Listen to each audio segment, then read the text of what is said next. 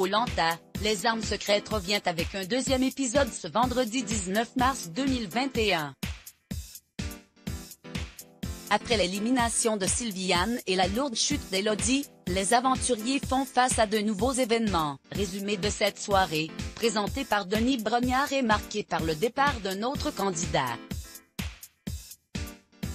À lire aussi tension palpable, une nouvelle aventurière débarque, les jaunes se réveillent à 9 après le départ de Sylviane. Cette même soirée, Laetitia dit devant Denis Brognard avoir du mal à s'imposer, que peut-être sa voix de capitaine n'était pas écoutée car elle est une femme.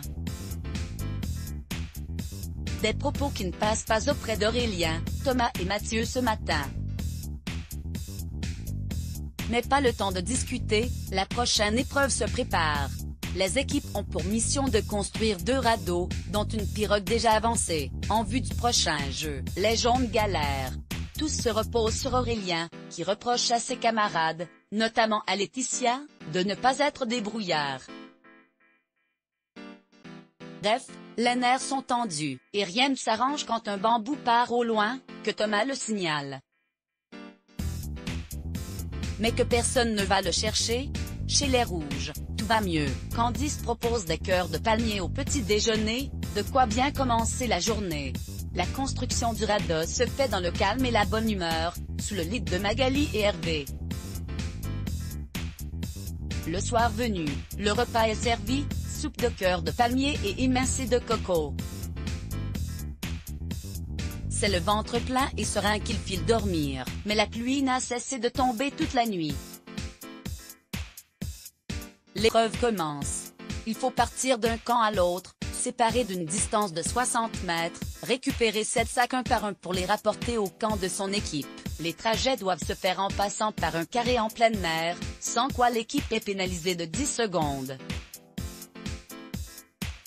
Pour respecter l'équité, les rouges foncent en l'or, les jaunes prennent de l'avance, les rouges se gênent. Et Myriam des jaunes récupère un sac déjà rapporté.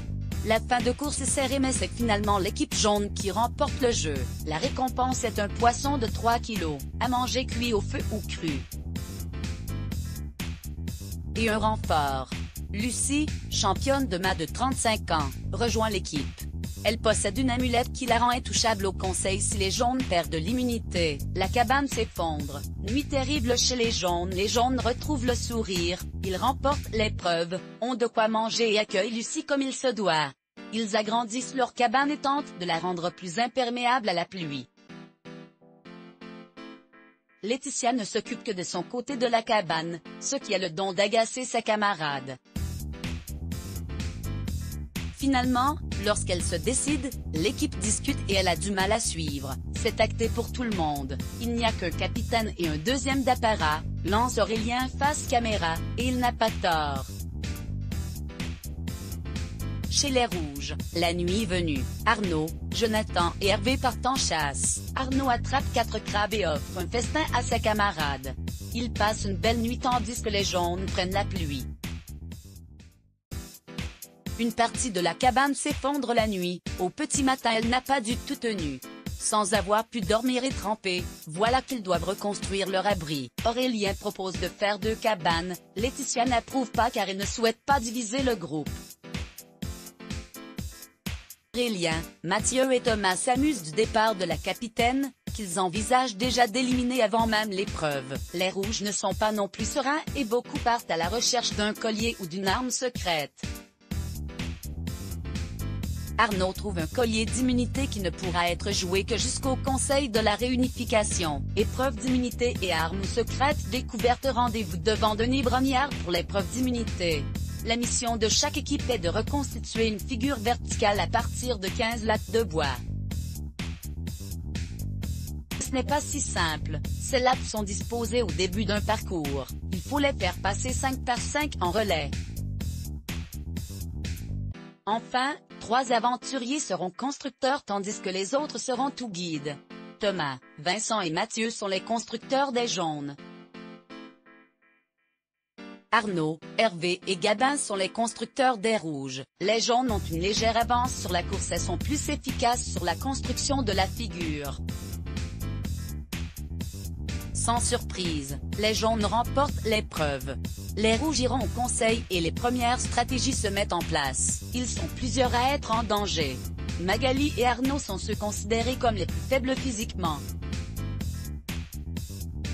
Frédéric est le doyen et a déjà une voix contre lui depuis le premier épisode, et le côté instructrice de Candice peut en agacer certains.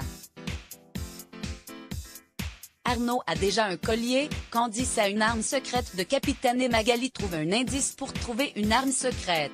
Après avoir galéré à accéder au bocal de riz, elle finit par trouver une arme secrète, le qui tout double. Au conseil, elle pourra défier en duel l'aventurier de son choix, le gagnant du duel sera immunisé et le perdant aura une voix supplémentaire contre lui.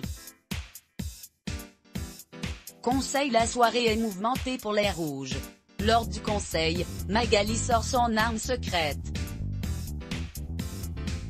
Candice, qui se sent en danger, sort à son tour son talisman lui permettant d'être intouchable ce soir. Magali choisit d'affronter Marie pour son duel. Elle dispose chacun de 16 pièces de bois. L'objectif est d'empiler les uns derrière les autres autant de morceaux de bois que possible en 8 minutes. Dès que ça tombe, elles doivent recommencer. La candidate qui réalise la figure avec le plus de pièces gagne le duel. Magali réussit à aligner 8 morceaux de bois, soit un de plus que Marie. Magali remporte le duel et est donc intouchable au conseil. Place au vote puis au dépouillement. Marie récolte 6 voix contre elle, Frédéric en a 3, Arnaud 2 et Laure une seule. C'est donc Marie qui est éliminée ce soir. Laure et Candice fondent en larmes. Le deuxième épisode de Koh-Lanta, les armes secrètes, a une nouvelle fois permis à TF1 de se classer en tête des audiences avec 5,45 millions de téléspectateurs, soit 26,9% du public. Un joli score pour le jeu d'aventure Denis Brognard, toujours très suivi. Let's Block ADS. Why?